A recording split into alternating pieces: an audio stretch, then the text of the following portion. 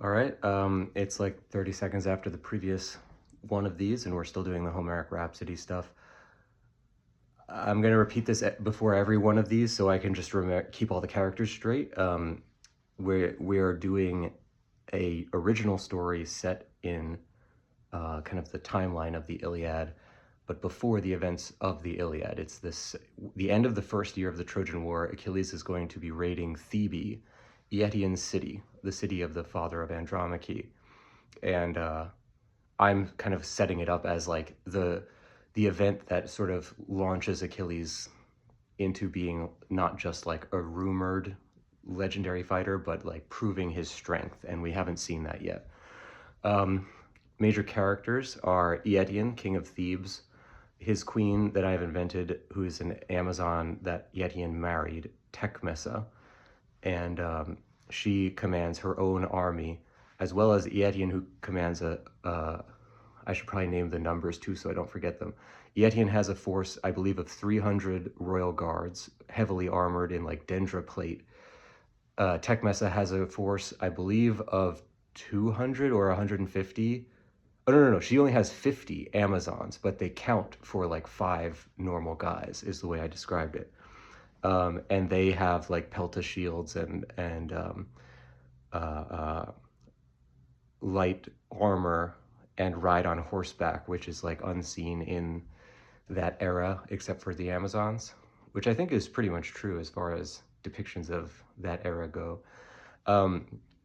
Their sons, captains of the army, are the 6 sons of Eëtion. The first one being Alcon, a character. All of these I invented these characters. Alcon is a farmer prince. He grew up. He's the son of Eëtion and a liege lord's wife, and so he's not the son of Tecmessa, and he did not grow up in the kingdom or in the city because he didn't know his lineage, and so he was a farmer by trade. And then when he learned that he was a prince, he still continued to be a farmer, and he commands a troop of farmers who are conscripted to fight in the war, so they all carry their scythes and axes and stuff that they use in everyday life. I think he has a force of 200 of these farmer warriors. There is Keramakos, who wears a ceramic mask over his face because he has some kind of deformity, but he's like a warlike prince that goes out and actively harries other cities and wins, glory and money for the city of Thebe. He has, I believe, a force of 200 crack fighters who are specifically skilled in I call it the two-edged sword, or just like the Casifo sword. I want to say that they wear what would probably just be described as hoplite armor, but that's not accurate to the time of the Iliad, but I think I gave them armor sort of similar to that. Oh, no, I said that they had like Etruscan style armor, like a square plate in front of like a tunic, but they carried sort of hoplite-ish shields.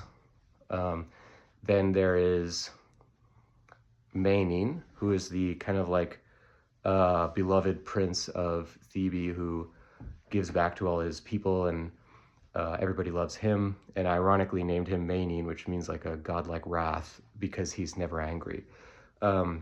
He commands a troop of 150 archers, and he's beloved by Artemis.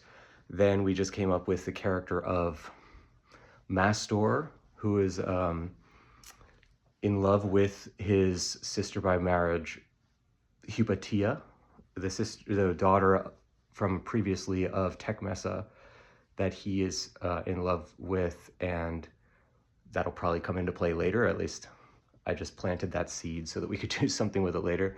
And he commands a troop of lightly armed runners. And that's what we got so far. So let's see what we can do from here. It's getting kind of hard to keep track of all these, which is why I'm continuously naming them all at the beginning. But we're doing good so far. Here we go. And who commanded that 5th force, O Muse? Sing to me of that great sun, great in learning, who was skilled in tactics and craft of the battlefield from a bird's eye view, if he could stand above the combat like the great cloud gatherer in the form of an eagle, he would be in his element. But no more skilled could he be if he saw the battlefield from above than he was, for he was PELION, and this PELION was a master tactician, skilled in siegecraft and taking of city walls and planning of raids. He commanded a force of 200 various soldiers of all walks, and he commanded them with the skill and the fury that he could bring to muster. All right, a strange one because it's pretty short, but I really have to go to the bathroom all of a sudden. So I guess we'll call it short there, but I like that one. PELION, we called him, so let's go with that.